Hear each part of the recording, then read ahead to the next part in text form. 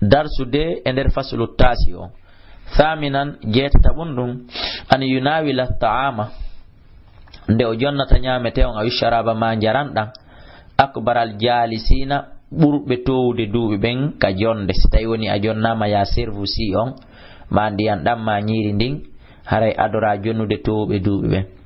Thumma yudirahu al-aymana fal aymana refti o yiltindira dun non nyamo o fuddora ka nyamo o jonna ma ben ha huttita o fuddora kadi ka nyamo o jonna suka ben non wani yakuna ende o latoto kanko wondo sendude on huwa akhirul qawmi ko kanko sakkiti yimbe ben fop sharban yarugol siko ko yarete ma nyamgol ko nyamete nawi gol yo ta goddo hudu unu ciobbal huda hore mum joni mi wondo sendude acci mi ukka ka mi watta ko ankon ka jiba o wadi ella molnado yo sendu ha gasa harasta woni lallay koy hore makko.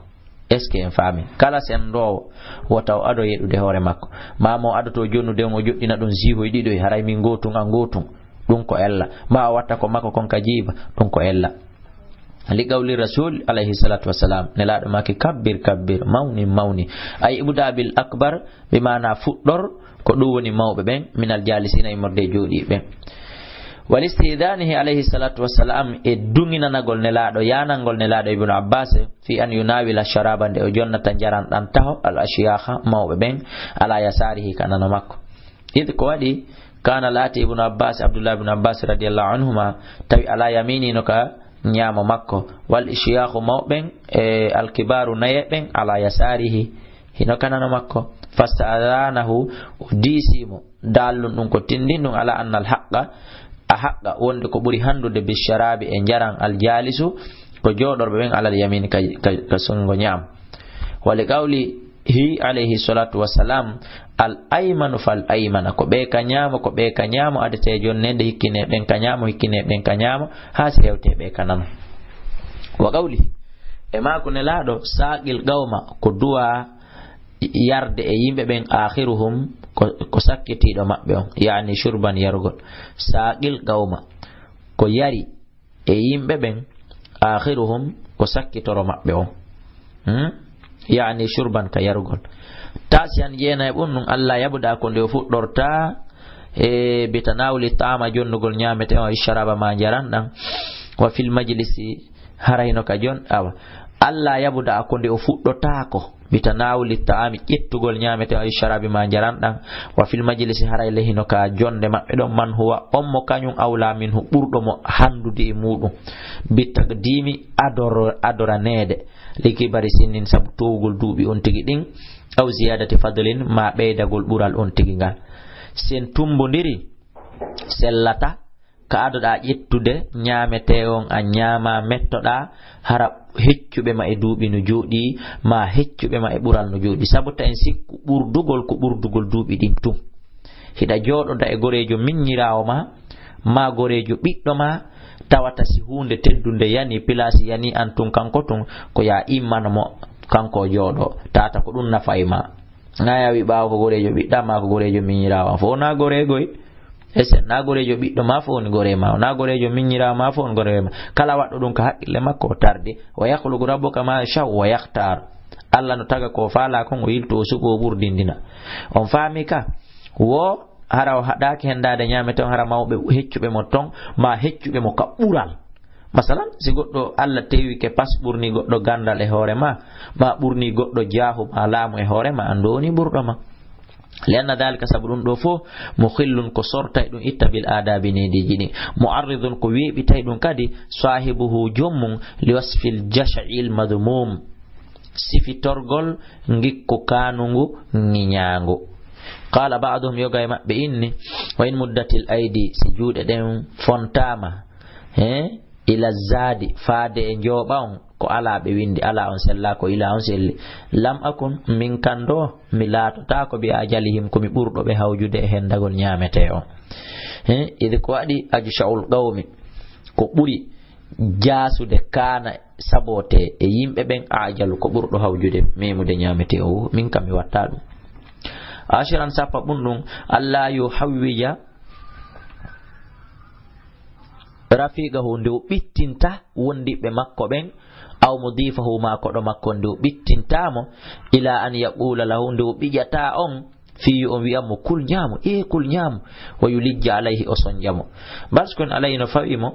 an yakulande o nyaamata fi adabin e der needi kifayatahu ko yonata mo kon min ta'mimu de nyaamete min ghairi haya'in ko alda hersa nanu ko gol tun caanyo dido tato kadi inna marti wi an hollude makko bayagal hersa poro tano bannana nyaameteji yayi hare yonti nyaamu ha o haraka tawata o andi don so feƴƴi di hare o feƴƴi kerol islam ngol islam haka yanani mo do yo nyaamu ha do Allah hino netinani mo no webinani mo tagoddo jogo peda o ngaanyo rawombo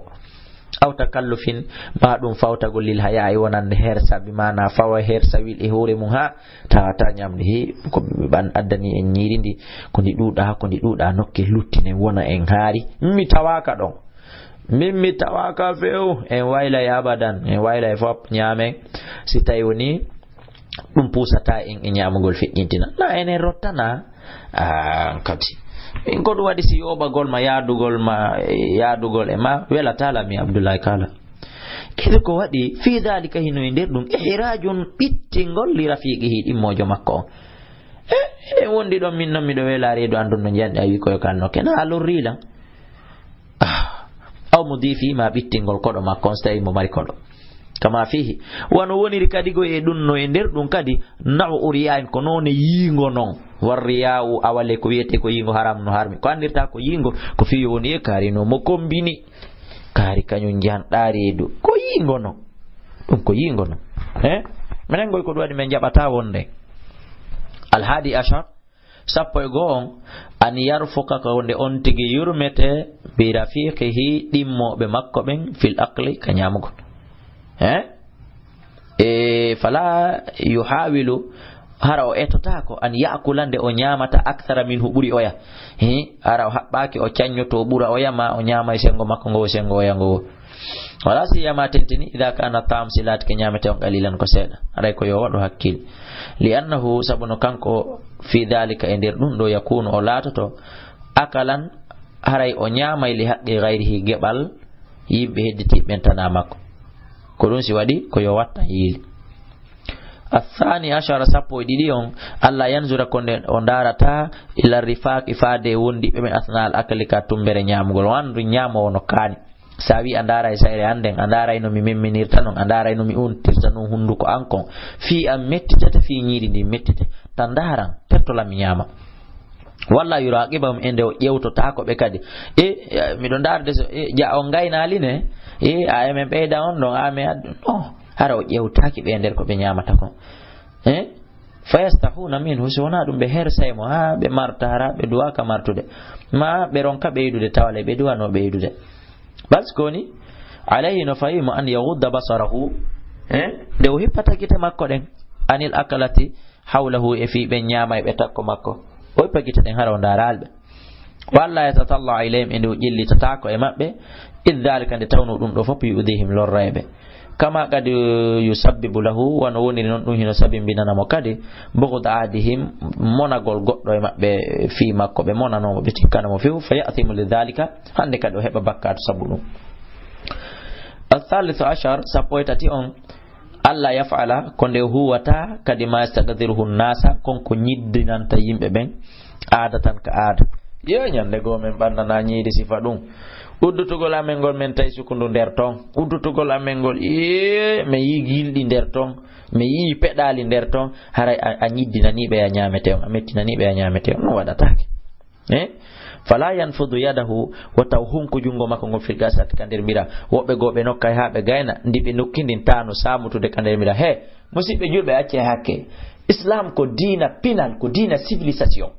a mettintina nayi wobbe si on nyami nyiri ndi mettitata si be nokki be surunno nyiri ndi sama sengo mawo sengo mabbe o hakkunde o ya wado yakatumbo mafe chak surtusi ko tori woni yarede ma ko nandi tatay dum surunno do fop mudum nyiddina wonani on fami ka wonani de ko wadi la budda wakkilo den jange hara wada hali dum wala yuduna yuduni ra'sahu haraw bannal kadi hore makko de min ha e nyame to indal akli ka nyamugol uggino nyamata ko iwata kon ka hunduko ko der ton samitata menen sa hawtidi sifa dum don menen men marta de men marta me kidana maymo watta nawuli e hendagol nyamete on hara ugginaki ka nyamugo e ka hendagol nyamete on li alla yasquta fi watayanu min famihi iwta ka hunduko makko shay'un goddum fayaga fihi dum yanta ka der nyamete to kama ida akhadha wan woni kadi so sokkiti kadi goddum o itti bi asnanihi kanyi ya makko kadi shay'an goddum min al khubus imurde kunte bireedi de ma kunte goro ma tiw ko sakki der ton la yughmisu hara umutintinali baqiyahu ko hedditi kon kadi fil qas'ati kander mira andi wobbe no maddo do huyrete hunde tajirani hunduko huyre go heddo ka hunduko huyre go heddo ka jungo anden huyre don ta libutunden kander mira sakko jonnande goddo yettunde maddo da sa andi da yina nilan wiyo mi jogoro sengo jogora sengo poden tajen tala ko lutte e jungo goddo nyam kono tajirgol de jungo go be ko be jonnete be go jaba dum ko e ben woni normalement hay o goro ha nayo mi ƴettu hunduko an ko mi maddo goro hunkum mi peba ngerew mi jonnita ma pe kuntum hediti kunkum ta jabu dum ta nyamo batte hunduko an ko na nyiddingol lan kono yen andu nyabbuli raabi ndiray dum hino woti ko bereno de nayen sikko ko porto addi ko wiete civilisation ko islam adde civilisation si tay woni en senday gorom tajire jungo ngomma tajire labum na ya maddo ka hunduko ma ngirew luttina na lan dum do min kadi ngirew on la baka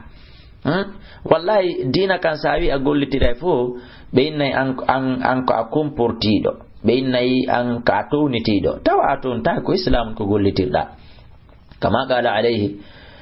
kama alayhi wa woni kadi no fayimo Allah yatakallama de o wawlata bi alfazi dallati kongudi tindinaydi alal gadurati piiji nyiddudi wal awsakhi e tundeli nder ndeno nyame aron tigi wadal dum id ko wadi rubbama ta'adda heewi ko dul lorrata ahadu rufaqai wondude e wondabe don ben goto e wondabe don ben wobbe go sa woli fi turre ma fi resa ka nyamugol kambe nyiri ndi mettitaybe amma no mi Abdullah kala sa woli no wara e bi bakkat kono mi atta mi nyama kala ko la fi mun do mi nyama fewu mi nyama ya mi harami potto kono no hay fi mi continue nyamete on fi nyiddalla min amettinde kono ya anda bi bakkat parce que do aka wadede wadiyatul muslimi awali lorugol juldo ko dum muharrama ko harmudu arabi ashara sappo e nay on an yakuna konde latato akuluhu nyamugol makkongol ma al faqiri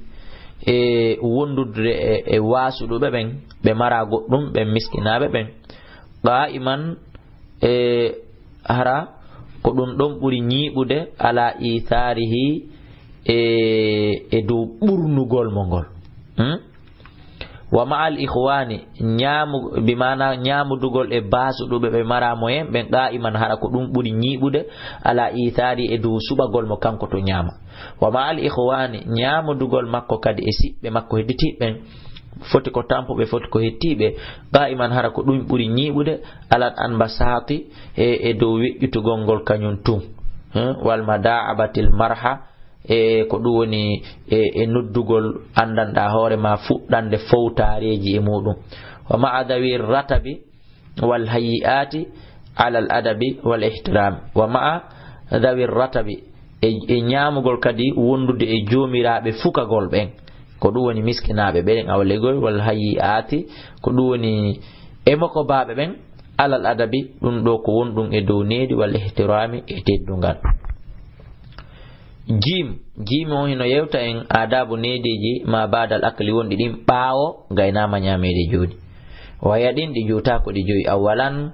an yumsika anil akli ko ndew accitata nyamu gongol qabla shabai ko adi o harde na yo haru si o potto ko si o battiki harde o potto egeti dan ka nyentingol bi rasulillahi alayhi salatu wasalam wa hatta la yaqa fi wata oyanu fi takhmatil muhlika ender dansere halko wal bitna endere rankaku jandugo redo al mudhibati nabaydum lil fitna wonande fitna sani andimun an yal aga nde o mettata yada ujungo makko gon summa yamsarifti o mawlangono aw yakhsilama o lotango wa ghasula ko lotugol magongol aw la buri hande wahsan ko dum kadi buri labede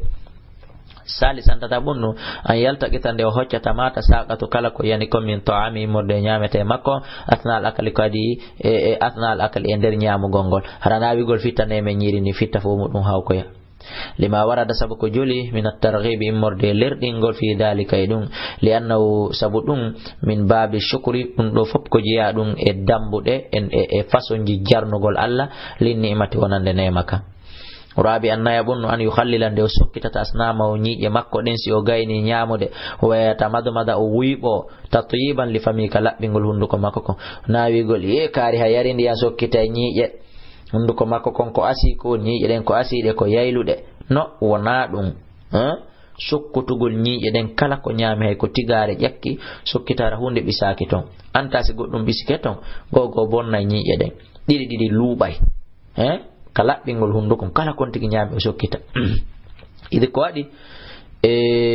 bihi ko kon hunduko yadhkuru la taala o jantorta inde Allah den ka wa yukhatab al ikhwana o yewtida sibbe makko ben ka yon non o yewtida Allah hunduko lubugo ka o yewtida be hunduko lubugo kama anna nazafata al fami wan onir kadi labbingol hunduko kon kadi tabigi dum kadi heddinayi ala salamati al asnani hisugol nyi eden daiman de wona sellude خامسا جامون أن يحمد الله كن ويتتا الله تعالى أجب أكله بطن نيام قول مكونغول أو شربه ما يرغول مكونغول وأن يقول إنه ويت إذا شرب سويري لبنا كوسام o du'a do ko special ko kosam o yari kosam bida fo no nati do o inna allahumma barik lana fi ma razaqtana wa zidna minhu Allah wada men barke go ko arsi ko da men beedana men stay ko kosam siko bida on tigi yari o wada o du'a do wa in aftara si o hunte kadi inda gawa min takko yimbe bi mana so kaka yimbe hunti bi mana hari ko horunodo o hunte ka wobbe haranaka makko o inna aftara indakum o hunte ka modon do hande as-saimuna horube wa akala ta'amakum nyami nyamete mon al abraru diggube wa sallat alaykum du'anike on inshallah al malaikatu malaika be on tigi du'ano dum do musibbe mudum ben dum do hino beyditi e du'aji di on tigi watta din e hore o du'a mo janguno den kadarsu en to nanen stayoni on tigi ko horudo hunti do kayimbe haray ko do dambugal gal gas haray musibbe julbe haray mi turike acce comportoren di do shari'aji